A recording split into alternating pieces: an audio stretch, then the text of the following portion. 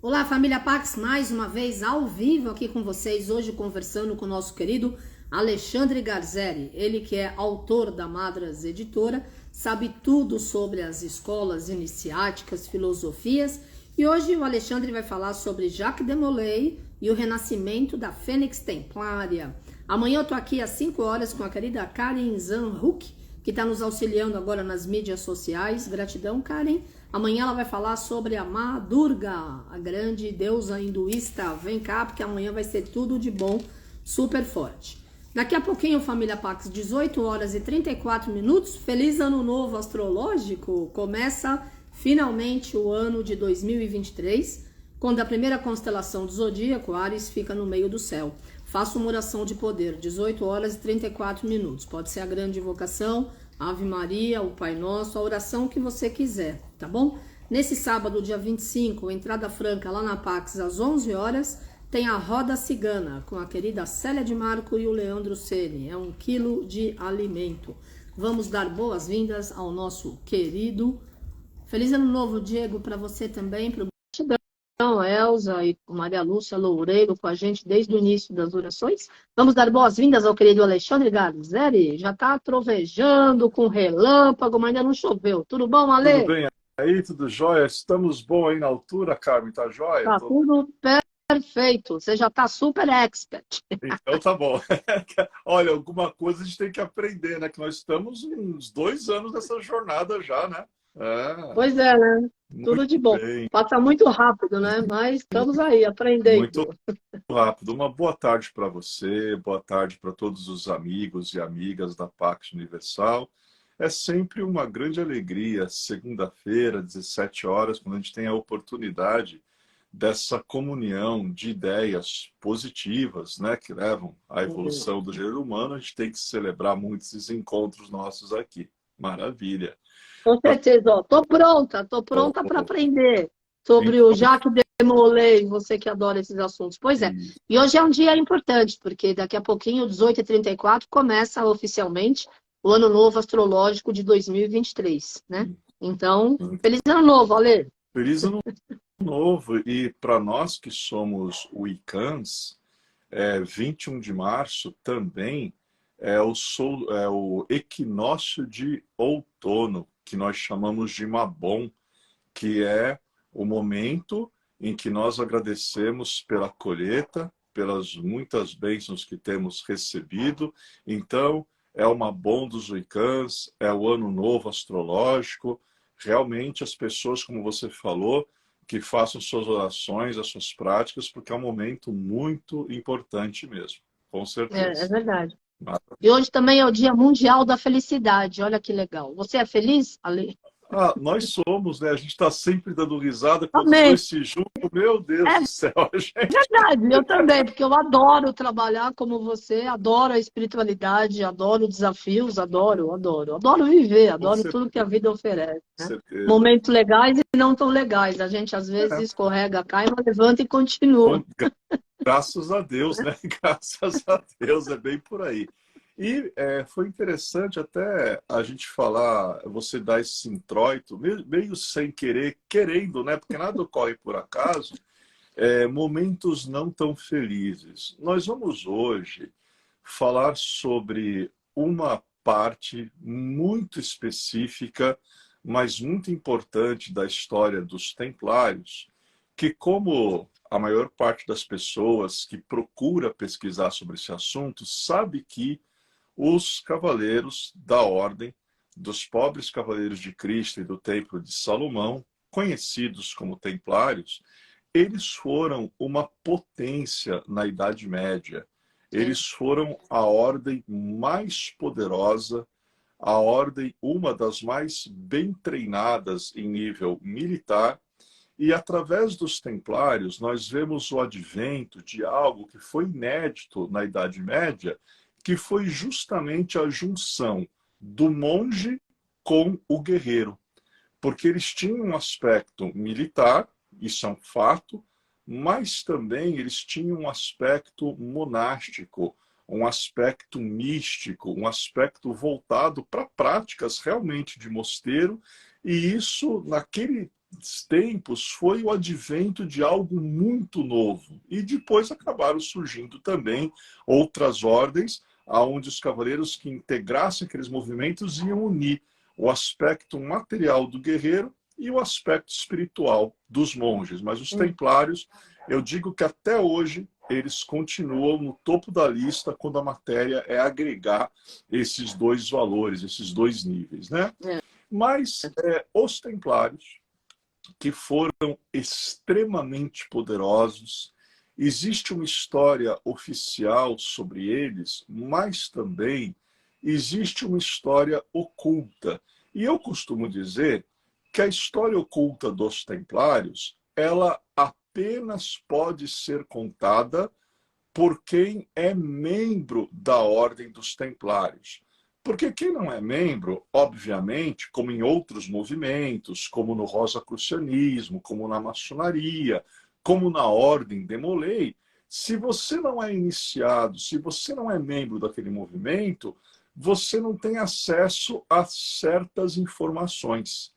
E algumas dessas informações são extremamente curiosas e, nesse sentido, os templários não ficam para trás. Aliás, eles são uma das ordens que mais tem mistérios, mais tem coisas, digamos, eventos estranhos. E a gente vai comentar hoje sobre o grande, né? Realmente ele é grandioso, ele é eterno, né? Grão-mestre, que eu até te mandei um quadrinho dele, Jacques... É que eu já ligue? Já é para mostrar? Vai ligando o Ai-Arcano aí, mas hoje fica tranquila que é só o quadro do Jacques de Molay. Por falar no nome dele, Jacques de Molay é uma pronúncia americana, porque e todo mundo fala de Molay. Todo mundo, até os nossos queridos sobrinhos da Ordem de Molay, que eu mando um abraço agora, já vi alguns nomes subindo, tem muitos Demolays aqui hoje, tem irmãos da maçonaria que estão participando, mas a pronúncia de Molay, ela é americana. A pronúncia francesa é Jacques de Molay. Jacques de Molay, isso. Jacques de Molay. Mas você me mandou só uma imagem que eu tenho aqui. Que é só a imagem dele, né? Aí, a Carmen está mostrando aí, né? Não tá ele... saindo a cabeça dele? Espera um pouco. Sumiu a cabeça do tio? Momento. Clica na imagem que ele vai aparecer inteirinho. Ai, gente, é que eu com essa coisa de internet, eu vou te contar uma história. Eu ainda estou tentando aprender, viu? Pronto, agora foi a cabeça dele. Perfeito, perfeito. Foi até importante, né, que a cabeça dele apareceu, porque ele não morreu por decapitação, que fique bem claro. Pelo amor de Deus, era só o que faltava. Então, Jacques de Molay, pronúncia atual, ou Jacques de Molay, ele nasce no ano de 1244, era francês, e aos 21 anos de idade, ele ingressa para a Ordem dos Templários. Só que aí já começam alguns mistérios sobre a vida dele. Por quê? Porque quando ele ingressa aos 21 anos de idade para os Templários, na recepção dele na Ordem do Templo, está presente o mestre Humberto de Perrault, que ele era o mestre do templo na Inglaterra, e está presente o mestre Aymery de la Roche. Esse Aymery de la Roche, até hoje, os de la Roche, são uma das famílias mais importantes para a Ordem dos Templários. Agora, aí o mistério, a curiosidade era o seguinte: normalmente, um mestre do templo era suficiente para fazer a recepção de um novo membro da ordem. Por que no caso de Jacques de Molay estão presentes o mestre do templo da Inglaterra e o mestre do templo da França? Isso é algo pouco comum, o que indica que a Inglaterra e a França, a ordem do templo nesses dois países, possuíam alguma espécie de tratado um pouco mais rebuscado, um pouco mais especial, e isso vai auxiliar o renascimento da Fênix Templária, que é o título da palestra da live de hoje, né? Vai auxiliar o renascimento da Fênix Templária no futuro. Porque as pessoas costumam dizer, Carmen, que os templários, eles acabaram justamente com a prisão e depois com a execução do grão-mestre Jacques de Molay. Mas isto não é verdade. É o que a história oficial conta, uma história que é muito baseada em Guilherme de Tiro, mas o problema é que Guilherme de Tiro ele começa a escrever sobre os templários 50 anos depois que os templários já tinham começado as suas atividades. Então tem muita coisa que o Guilherme de Tiro, até por não ser templário, como eu expliquei, ele não sabia. Mas os historiadores da história oficial se baseiam muito em Guilherme de Tiro e falam, não, os templários, eles não existem mais, eles deixaram de existir na época da captura e da execução do Jacques de Molay, e hoje nós vamos ver que não é bem assim que aconteceu, que a coisa se deu. Então, esse jovem, aos 21 anos de idade, Jacques de Molay, ele é introduzido, ele é aceito, é recebido na Ordem do Templo. E aí, vou fazer o que com ele? Irão mandá-lo para a Terra Santa, porque essa é uma época em que estamos falando ainda das cruzadas. Então, após a recepção, ele é enviado para a Terra Santa e lá ele vai servir sobre as ordens do mestre do templo, lá em Jerusalém, que era o Guilherme de Bourgeois. Você vê os sobrenomes, Carmen, todo mundo francês, né? Guilherme de Bourgeois, chique, né? Chique. Améry de la Roche, très chique, todos franceses, né? E ele se mostra um cavaleiro muito valente, ele se mostra um cavaleiro muito zeloso das suas tarefas, tanto militares como monásticas, e quando isto acontece em uma ordem, quando você tem mérito, naturalmente você vai ascendendo de graus.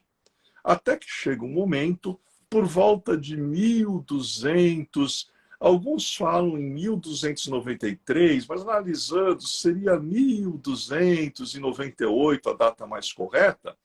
Jacques de Molay, ele adquiriu tanto destaque nas cruzadas e dentro da Ordem do Templo, que ele acaba disputando o grão-mestrado da Ordem.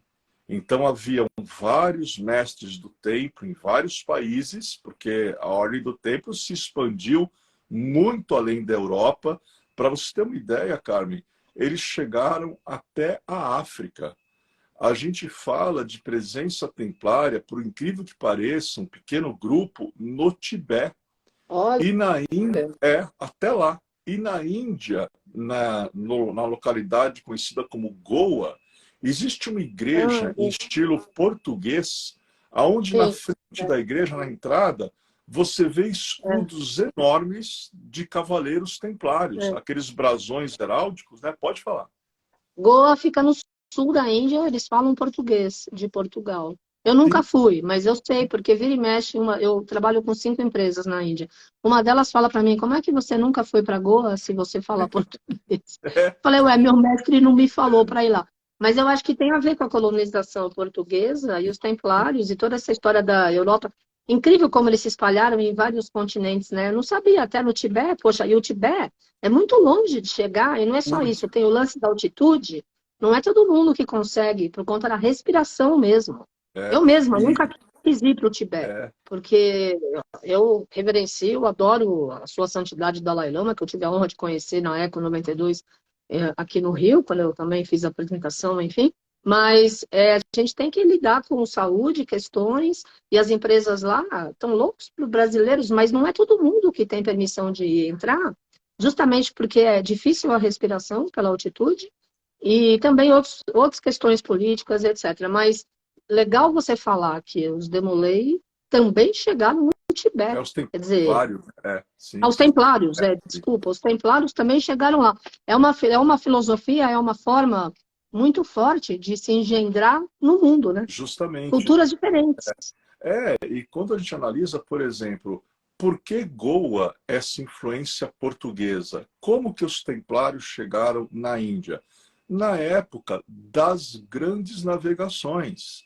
Por Sim. isso que a gente fala que a Ordem do Templo ela não acabou na Idade Média. Na época das grandes navegações, o que aconteceu? O sogro do Cristóvão Colombo era templário. E é Ah, dito que o sogro passou para ele as rotas de navegação, porque os templários já tinham essas rotas em mãos há muito tempo, antes sim. da descoberta, né, da América. Quando você fala em Vasco da Gama, é dito que o pai dele, o pai, era membro, era mestre da ordem, que nessa época em Portugal não se chamava mais Templários. Já vamos entender. A ordem mudou o nome para Ordem de Cristo. Mas, na verdade, apenas mudou o nome porque eles continuavam sendo Claro, cavaleiros templários, né? claro, Então, você claro. tem Cristóvão Colombo, você tem Vasco da Gama, você tem Pedro Álvares Cabral, que antes de Cabral vir para o Brasil, naus menores, barcos menores, vieram com cavaleiros templários aqui para a América do Sul. Então não teve nada aquela história de que um vento soprou, o barco saiu do curso. Isso aí é lenda, hoje em dia não se aceita mais. Esses navegantes todos, algumas grandes descobertas, entre aspas, descobertas, algumas navegações, elas foram patrocinadas com muito ouro templário, e havia a mão da Ordem de Cristo portuguesa por detrás, né, dos grandes, né, navegadores, grandes navegantes portugueses, o que vai explicar. Goa, você olha a igreja, você fala, gente, parece que eu estou em Portugal, porque é uma igreja portuguesa. E na frente da igreja você vê brasões heráldicos, e aí olhando com atenção, você vê que nesses brasões existem símbolos templários e até símbolos que são utilizados num grau muito honroso da maçonaria, que é o Santo Real Arco, que não é um grau, na verdade é toda uma ordem, mas a gente deixa esse assunto para um outro pôr do sol, porque hoje nem dá para entrar nisso. Mas interessante que nesses idos de 1293, 98, na verdade, Jacques de Molay, ele disputa o grão-mestrado mundial com um outro templário chamado Hugues de Perrot. Então, ocorre uma disputa entre os dois. E esse Hugues de Perrot, ele perde. Jacques de Molay é eleito grão-mestre da Ordem dos Pobres Cavaleiros de Cristo e do Templo de Salomão. E esse Hugues de Perrot vai aparecer só lá em frente, né, quando do ocaso do pôr do sol, que vai se abater tragicamente sobre a Ordem do Templo. Então, logo que Jacques de Molay ele se torna grão-mestre, ele volta à Inglaterra, né? Antes ele vai passar por Roma, e em Roma ele vai conversar com o Papa, até eu não tenho o nome do Papa aqui, Bonifácio VIII. E é interessante porque o que ele foi conversar com o Papa? Nesses idos, 1290, né, nesse tempo, a situação cristã nas cruzadas era extremamente difícil, porque o Saladino conseguiu retirar os cruzados, né, de Jerusalém, e foi empurrando para o Acre, empurrando cada vez mais. Então a situação é muito difícil, e o Jacques de Molay ele vai conversar com o Papa a fim de eles tentarem ver se poderia haver uma reconquista cristã, uma outra cruzada, mais uma cruzada que apontasse lá para Jerusalém. Depois disso, de passar em Roma, conversar com o Papa Bonifácio VIII, ele dá para o Jacques de Molay uma sugestão muito misteriosa, Carmen, e eu peço que você preste atenção na sugestão que o Papa Bonifácio VIII dá para o Jacques de Molay. Ele chega e fala, de Molay, por que que você, que é o grão-mestre dos templários, não conversa com o grão-mestre dos hospitalários e vocês tentam fundir as duas ordens? É uma sugestão estranha. Jacques de Molay não aceita. Agora, por que ele não aceita? Aí que está a questão. Por que que ele não aceita? Eram duas ordens de cavaleiros. As duas ordens respondiam para o Vaticano, respondiam para o Papa. As duas sempre trabalharam muito junto na questão da cruzada e em outras atividades europeias. Mas Jacques de Molay não aceita pelo seguinte: a Ordem dos Pobres Cavaleiros de Cristo e do Templo de Salomão tem a sua egrégora, tem a sua tradição, tem a sua regra, tem os seus costumes. A Ordem dos Cavaleiros do Hospital de São João de Jerusalém, que são os hospitalários, também tem exatamente as mesmas coisas.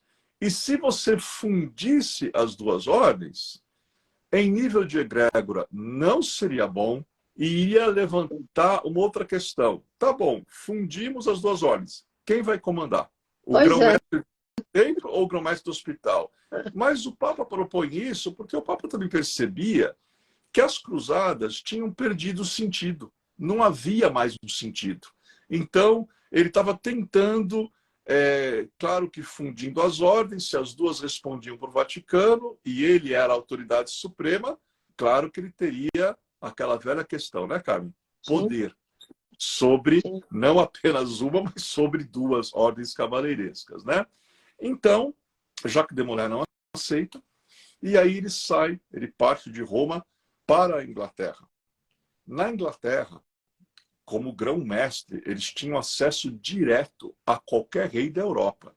Eram extremamente poderosos. Os templários não curvavam a cabeça perante nenhum rei, perante nenhum nobre, perante nenhum senhor feudal. O templário só curvava a cabeça perante o Papa e, óbvio, perante Deus antes de qualquer coisa.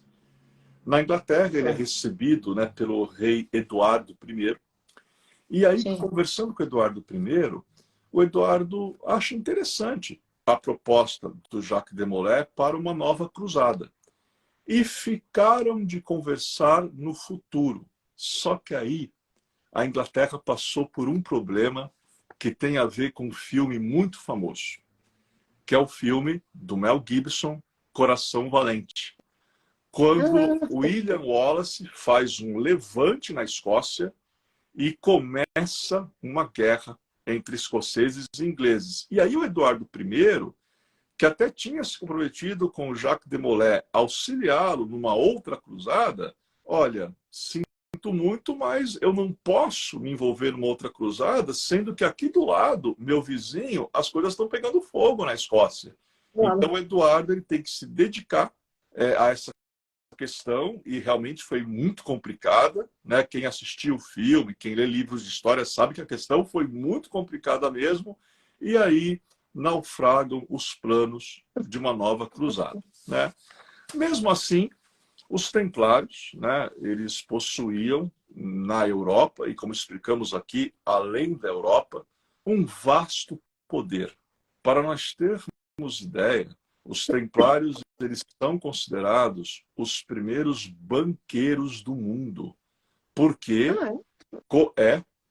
como a ordem era extremamente protegida e poderosa por conta das suas fortalezas, dos seus castelos, das suas casas templárias, os reis, os nobres preferiam que os templários guardassem o dinheiro deles nas fortificações.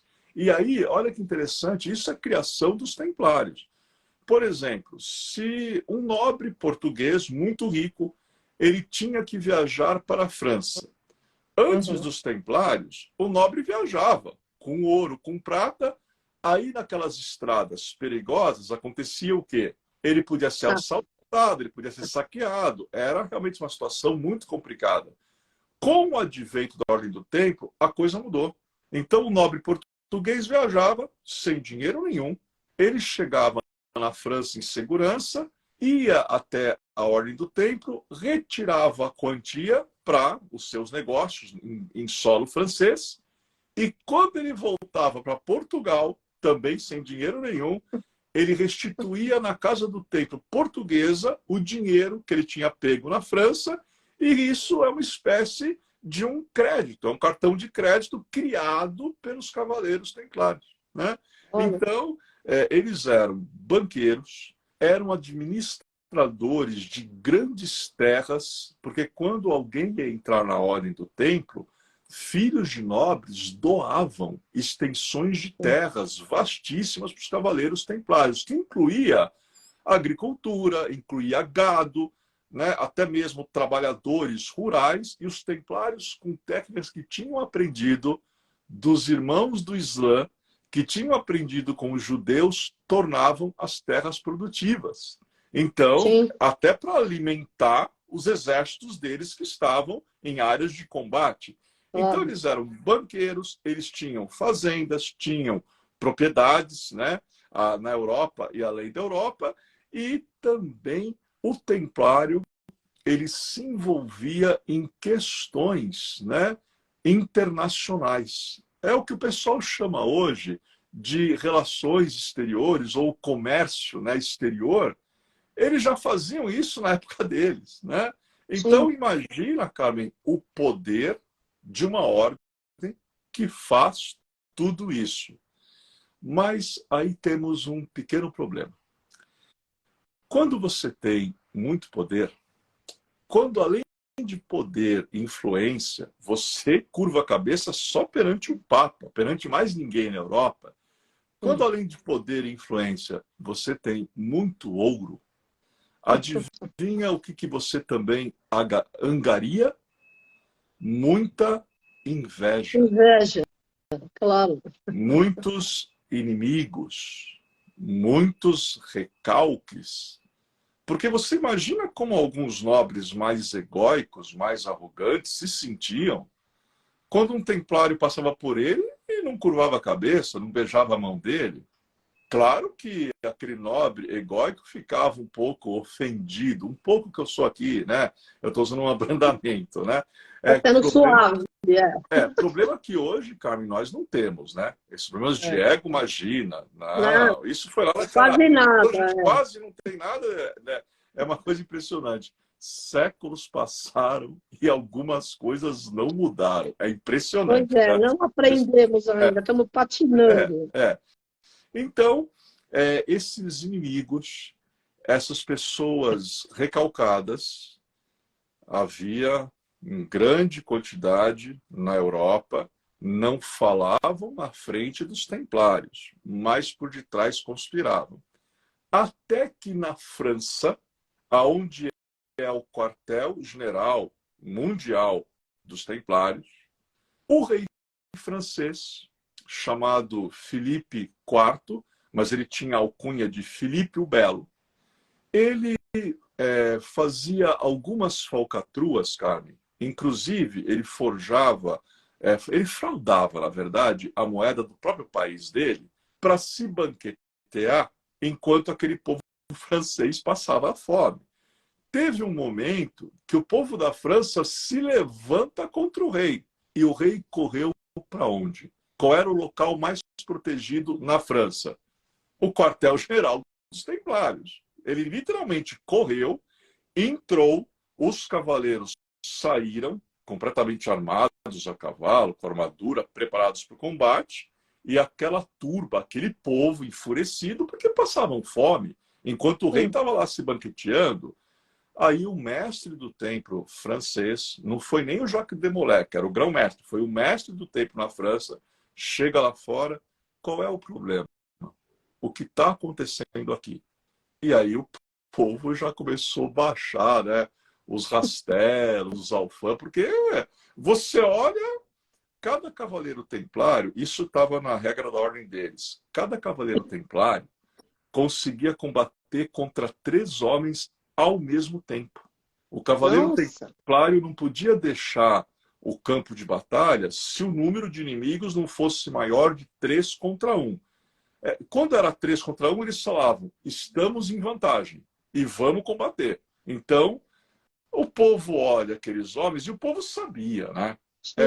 Será que a gente vai querer tentar entrar nesse quartel-general sabendo que esses camaradas, os próprios irmãos do Islã falam que os templários combatiam como leões? Então não era muito inteligente.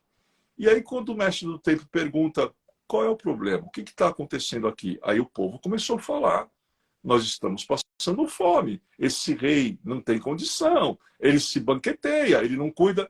O mestre do templo simplesmente fala, voltem para casa, nós, da Ordem do Templo, veremos como podemos provê-los em matéria de alimentação.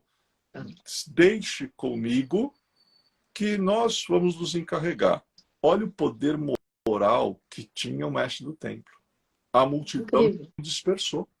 Voltaram para casa e realmente os templários entraram na questão por causa de um problema que o rei tinha causado. E enquanto o rei estava lá dentro, o que o Filipe o Belo ele observou? Que todo dia os templários recebiam mais ouro, mais prata, mais terras, propriedades. E aí ele teve uma ideia, entre aspas, né? Genial. Ele pensou assim, bom, esses templários estão no meu país, porque a França é minha. A gente sabe como que eram alguns reis, né, cara? E ele pensa assim, se eu me tornar um templário, se eu ingressar na Ordem do Templo, haviam alguns reis em outros países que eram templários, eu serei o monarca mais poderoso da Europa. Olha a ganância, a sede pelo poder. Quando o tumulto havia passado nas ruas, Filipe o Belo chega para o mestre do templo, agradece, né, por terem abrigado ele, mas ele já estava com planos na cabeça, e ele fala para o mestre do templo, olha, eu gostaria de me tornar um membro da Ordem do Templo. O mestre do templo olha para ele, se retira alguns minutos, conversa, né, com o alto staff templário que estava lá, após poucos minutos volta e fala para o rei, majestade, nossas espadas e até o nosso tesouro está à disposição para ajudar a coroa no que for preciso, mas o seu pedido para ingressar nos templários foi negado. Imagina, cara, me falar isso para um rei naquela época. Hoje em dia as pessoas não têm muita ideia do que isso representa. Mas vamos pensar com a mente na Idade Média, onde os reis eles eram os todos poderosos. E aí o Filipe o Belo, ele finge humildade, ele finge que aceitou a recusa e volta lá para o seu castelo. Chegando no castelo, algumas semanas depois, para não dar muito na vista, né?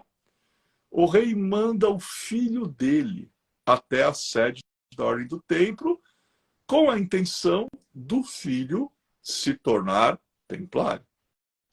E aí o filho chega, né, na sede, está lá o mestre do templo, já sabia, claro, quem era o príncipe, e o príncipe fala, olha, eu gostaria de me unir à Ordem do Templo. O mestre do templo, esse mestre do templo francês, ele tinha que ter uma paciência, cara, com esses nobres franceses que não era pouca. Ele olha assim, ele sai, bem menos tempo do que ele levou com o rei, né? Aí ele volta, príncipe, diga para o seu pai que a ordem está à disposição, mas o seu pedido para entrar no templo foi negado. Agora, o problema é negaram o rei, que é o pai, e agora negaram o príncipe, que é filho. Imagina a vergonha para o Filipe o Belo diante de outros reis e filhos de reis e nobres de outros países que eram templários. Porque começaria um questionamento, por que negaram o rei da França e o filho? É a minha pergunta, por que negaram os dois? Questão moral. Eles não tinham moral para passar em frente da Ordem do Templo, quanto mais para se juntar aos Templários. Porque eles levavam uma vida, eles faziam coisas que não condiziam com a ética, com o caráter, com a regra da Ordem do Templo, que até hoje é extremamente rígida, não é uma brincadeira. Né? Hoje, a Ordem do Templo, até hoje, se você quiser adentrar a Ordem, vão literalmente investigar a tua vida, a tua moral, teu caráter, porque não se pode admitir quem não tem um mínimo de caráter, de moral, de integridade, porque aí a imagem da ordem ficaria muito mal.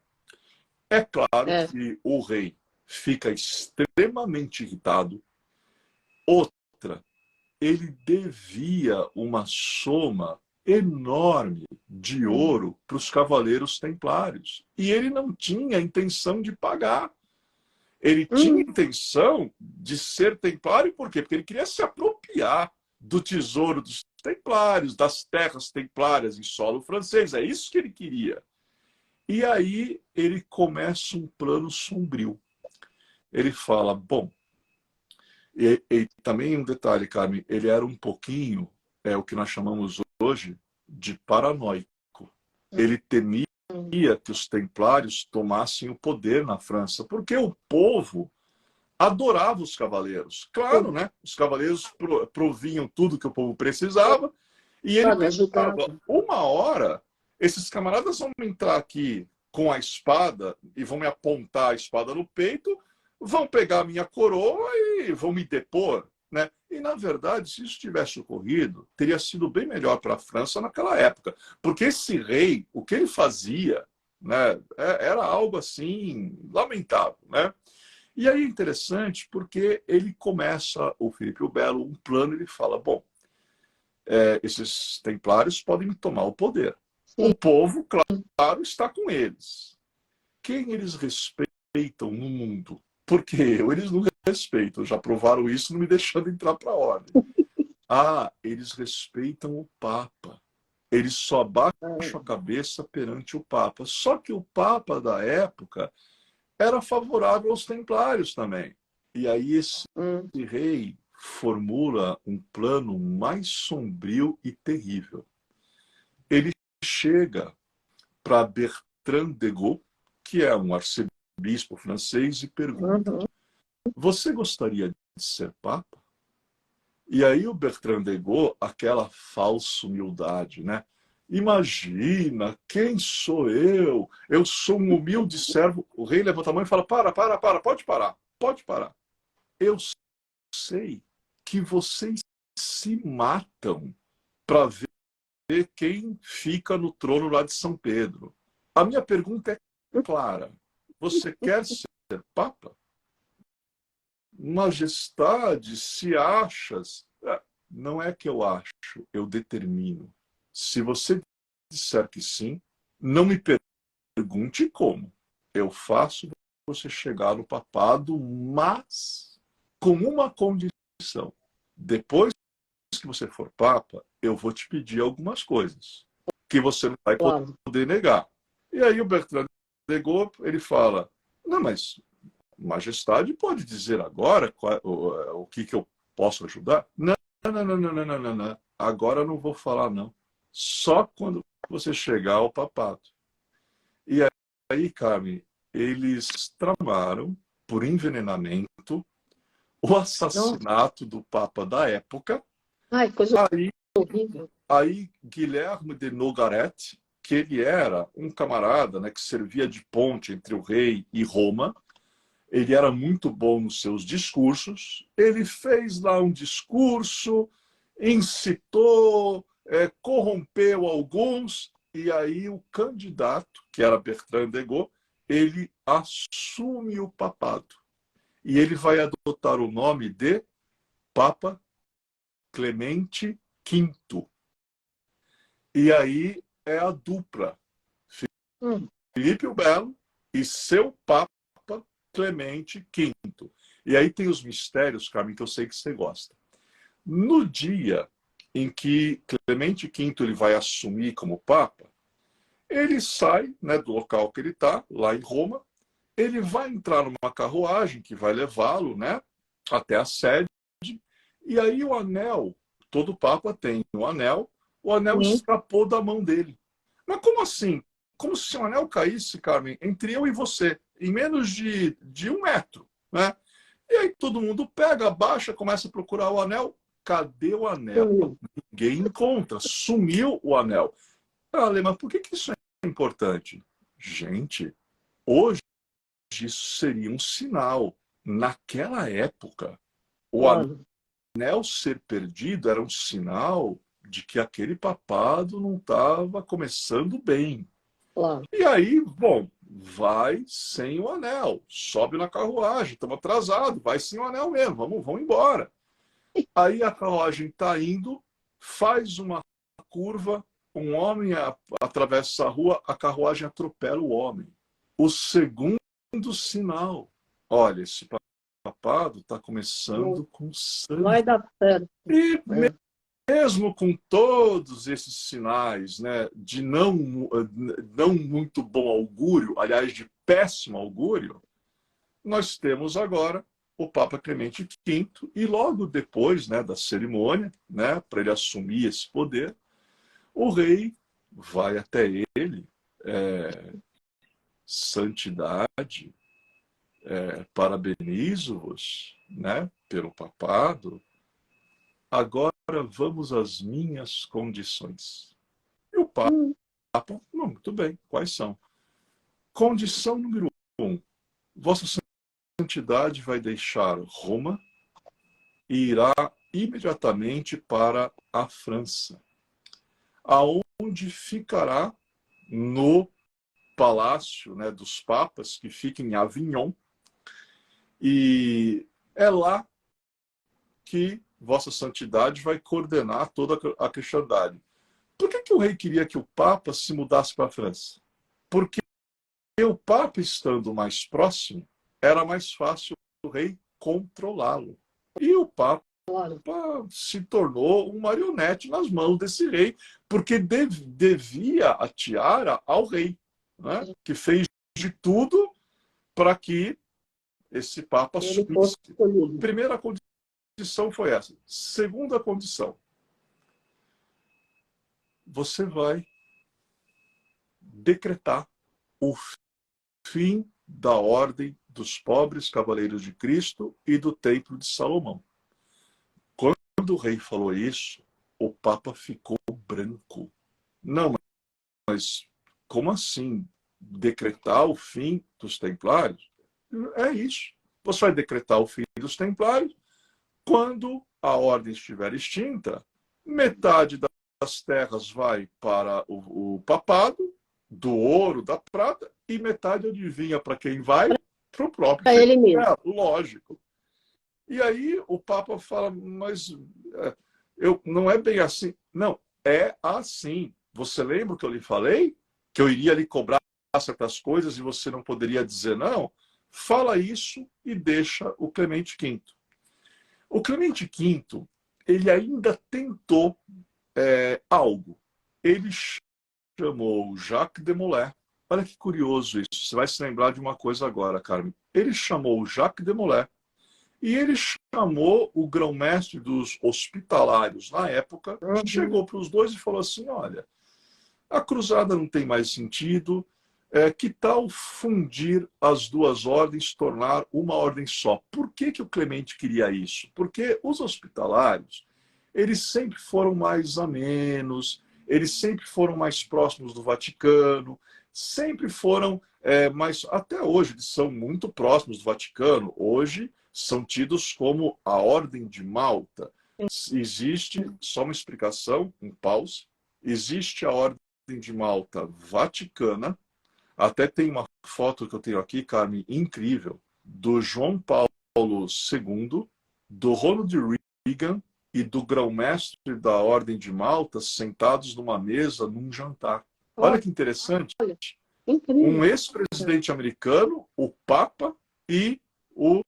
Eu não sei se é o Reagan ou é um dos Bush, não me recordo agora. Mas eu sei que é um presidente americano, o Papa e o grão-mestre da Ordem de Malta. E quando tem a Missa do Galo, Às vezes nós vemos, né, na hora da comunhão, alguns senhores, né, com fraque, eles usam um colarete e aqui, né, o símbolo da Ordem de Malta, até hoje, para a gente Sim, entender como que essa ordem é ligada ao Vaticano, né? é Os forte. dois grãos-mestres, Carmen, o grão-mestre da Ordem dos Hospitalários, Jacques de Molay, ficam indignados com a proposta. Mas como assim fundir as nossas ordens? Não. E levantam-se, saem, deixam o Papa lá e o rei volta. Então, se a estratégia deu certo, eles vão se juntar para a gente controlar melhor? Não, majestade, veja bem. Não deu certo, né? Tá bom, deixa, que agora eu vou cuidar da questão. E aí, Jacques de Molay, ele está fora da França, nesse momento, com o alto staff da Ordem Templária, né, de vários países junto com ele. E aí, o rei Jacques de Molay era padrinho de batismo de um dos filhos do rei. E aí o rei escreve para Demolay, fala: Demolay, há muito tempo não o vejo aqui na França. Venha para a França, vamos comemorar o aniversário, né, do seu afilhado, né? Você é padrinho dele, venha. Quando essa carta chega, os templários que estão com Jacques de Molay, todos preceptores, né, realmente senescais, gente de alto grau na ordem, olham a carta e falam: Demolay, você não vai, porque isto aqui está nos parecendo uma armadilha. Não podemos confiar nesse rei. O Demolay, grão-mestre, é fogo. Ele só erguia a mão, o pessoal se calava. Eu vou, até porque a França é o meu país, eu nasci lá, e a nossa sede mundial é lá. Eu não estarei correndo risco, né? Os templários de Molé. Só que é o seguinte, aí as coisas estranhas, Carmen, começam. Antes de ir, Jacques de Molay pede para 4 altas autoridades templárias se ajoelharem e ele sagra 4 grãos-mestres, além dele. Então é um momento que a ordem fica com 5 grãos-mestres. E aí ele dá ordens para esses 4 grãos-mestres, cada um ir para uma parte do mundo, e ele vai para a França. Olha que interessante. Será que ele intuiu o que ia acontecer com ele? Por isso que ele deu essa ordem, para que 4 grãos-mestres fossem cada um para uma parte do mundo naquele tempo. Sim, Essa claro. ordem que ele deu permitiu o ressurgimento da Fênix Templária. Sim. Porque quando ele chega na França, é dia 12 de outubro, tem lá a festa, o rei muito amável está lá, cheio de pompas para cima do Jacques de Molay. Da madrugada, quando entramos na madrugada da sexta-feira, olha o número, Carmen, 13. Sexta-feira, 13 de outubro, de madrugada, invadem a sede da Ordem do Templo, forças do rei, mercenários. E aí, antes da invasão, Jacques de Molay dá uma ordem mais estranha. Ele acorda os membros que estão no quartel-general e fala: virão me prender. Você imagina. Já tem templário pulando, pegando espada, colocando armadura. Jacques de Molay dá um grito: podem parar. Eu estou dizendo que virão me prender e eu não quero uma espada levantada contra eles. Por que Jacques de Molay dá essa ordem? Porque se os templários fossem lutar e o povo visse isso, o povo ia entrar também. E Jacques de Molay não queria ter sangue do povo francês na mão, porque o povo não era talhado para o combate. Eles iam ter que combater contra mercenário, tropas reais, né? Outras forças que o rei, tudo por debaixo do pano, Carmen, contratou, sem ninguém saber nada, para acabar, né? Tentar acabar com os templários. O fato é que entram, por ordem de Demolay, ninguém reage. Tem templários que, não aguentando ver o grão-mestre ser preso, pulam de torres, se matam, né, porque não aguentavam ver isso, e Jacques de Molay é capturado. Nesse momento, acaba não a Ordem do Templo. O que acabou foi o primeiro ciclo da Ordem dos Pobres Cavaleiros de Cristo do Templo de Salomão, que começou não em 1118, em 1111, com o primeiro grão-mestre Hugues de Payens, lá nas Cruzadas, e agora, após passarem 22 grãos-mestres, Jacques de Molay é o 23º, mas nós templários dizemos, Carmen, que temos só 22 grãos-mestres, não 23. Ué, mas por que vocês não contam um? Não contamos, né? Mas isso é um mistério que um dia eu te explico por que a gente exclui da lista um. Então, com a captura, se você coloca as mãos no grão-mestre, acabou. E ele foi aprisionado, ele ficou de 1307 até 1314. O rei forjou com o Papa uma inquisição, fizeram um processo contra eles, acusando de tudo que você imagina, Carmen, de tudo que você pode imaginar. Conspiração contra a cristandade, satanismo, tudo que você pode imaginar. E aí, mesmo assim, Jacques de Molay, 7 anos de tortura, não entregou para onde os templários que tinham conseguido fugir da França tinham ido, não desvelou os mistérios da ordem, até que o rei perdeu a paciência. Ele passou por cima do Papa, passou por cima da Inquisição e mandou executar Jacques de Molay nas margens do rio Sena, na Ilha dos Judeus, no dia 18 de março de 1314. Né? Olha. E foi agora, né? Foi sábado. Né? Então, esta execução, o rei pensou que o plano dele daria certo, mas ele não conseguiu nada na França, porque os templários haviam esvaziado todas as casas templárias, embarcaram os tesouros, os segredos em 18 navios, 9 foram para a Escócia e 9 foram para o Porto do Graal, 9 foram para Portugal. O que indica porque a ordem continuou a sua existência. Eles foram protegidos em Portugal, se tornando a Ordem de Cristo, foram protegidos na Espanha, em Navarra, Castela e Aragão, se integrando à Ordem de Santiago e se integrando à Ordem da Calatrava. O rei inglês os protegeu, não permitiu perseguição aos templários na Inglaterra, e após a morte de William Wallace, famoso Coração Valente, o rei Robert de Bruce, o rei escocês, respondeu para o rei, porque o rei mandou cartas pedindo para os reis prenderem todo mundo, né?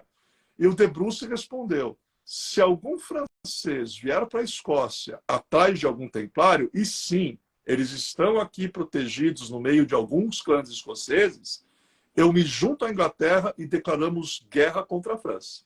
Então, o plano falhou miseravelmente. Jacques de Molay, antes que as chamas o envolvessem, aí que tem um mistério. Ele, digamos, declamou uma maldição, condenando o rei a comparecer perante o tribunal divino em menos de 1 ano, e o Papa Clemente V a comparecer perante o tribunal divino em menos de 1 mês. Carmen, deu 33 dias, o Papa morreu. Deu 9 meses, o rei, num acidente de caçada, cai do cavalo, fica com o corpo todo imobilizado, só consegue falar e mover os olhos. 9 meses, o rei da França morre, e a maldição de Jacques de Molay e dos templários, nessa injustiça que foi cometida com eles, se estendeu na linhagem do rei Filipe o Belo até a época da Revolução Francesa, onde alguns nobres que foram executados descendiam da casa de Filipe o Belo. Então, essa é uma página, eu não digo assim... Até me arrepia, há muito tempo. Não, passou séculos, né? Pois é. Essa é uma página não muito feliz da história dos templários, mas ao mesmo tempo, eu digo, ela é feliz no sentido de que, graças a reis que eram templários, graças principalmente a Portugal e à Escócia, os templários continuam existindo até hoje. Os templários inspiram muitos ritos maçônicos, como é o caso do rito escocês antigo e aceito. Os templários, Jacques de Molay é o nome dito por jovens no mundo inteiro que pertence à ordem de Molay e que honram até hoje o nome de Jacques de Molay como mártir templário, como alguém que se negou a ceder a coroa e a tiara, não entregou os outros cavaleiros, seus irmãos, e, através do seu exemplo, isso acendeu como uma chama a continuidade da ordem do templo, e esta chama até hoje continua a brilhar em diversos movimentos, ordens, tradições templárias, sociedades que seguem o exemplo do herói mártir Jacques de Molay. É isso aí. Sem fôlego hoje, hein? Olha, pois é triste, mas eu adorei o renascimento da Fênix Templária, porque mostra bem a humanidade, né, Ale? Porque durante tanto tempo de sofrimento, maldição e reflexo das escolhas, das más escolhas, e de repente a gente agora, como humanidade, em pleno século XXI, ainda tem algumas pessoas em situação de poder que estão nessa frequência. Quer dizer, até quando a gente vai precisar passar por situações para aprender a caminhar, né, de uma forma pura, honesta, íntegra, verdadeira? Eu desejo que a paz realmente seja uma realidade rapidamente em todos nós. Nossa, foi bárbaro, apesar de forte. Nós temos 3 minutos. Amanhã eu estou aqui com a Karen Huck, que vai falar sobre Durga. Sua mensagem final. Olha, não vai dar 1 minuto, mas depois de falar do grão-mestre eterno Jacques de Molay, depois de falar da ordem dos pobres cavaleiros de Cristo e do templo de Salomão, todos os seus mistérios, né, gloriosos, nós só podemos terminar com o mote templário que é: non nobis Domini, non nobis sed nomine tu ad gloriam. Não a nós, Senhor, não a nós, mas que seja sempre feito pela glória do teu nome. Amém. Amém. É isso aí. Que lindo, adorei. Obrigada. Feliz ano novo, com saúde física, mental, emocional para todos nós. Hoje também é o Dia Mundial da Segunda Sem Carne. Toda segunda-feira, a Associação Vegetariana Mundial, que tem como padrinho o Paul McCartney, o Beatle, pede para as pessoas do planeta não consumirem nenhum produto animal na segunda-feira. Não é só carne, é nenhum produto animal. E hoje é o Dia Mundial Sem Carne. Adorei saber a história e eu quero acreditar que nós, como humanidade, não vamos passar séculos patinando na mesma frequência do ego-personalidade, né? Está na hora de despertar e atingir o nosso processo de iluminação. Obrigada, Ale. Grande semana. Beijo. Obrigado. Tchau, tchau. Gratidão, namastê, família Pax. Feliz ano novo, com amor, saúde e prosperidade.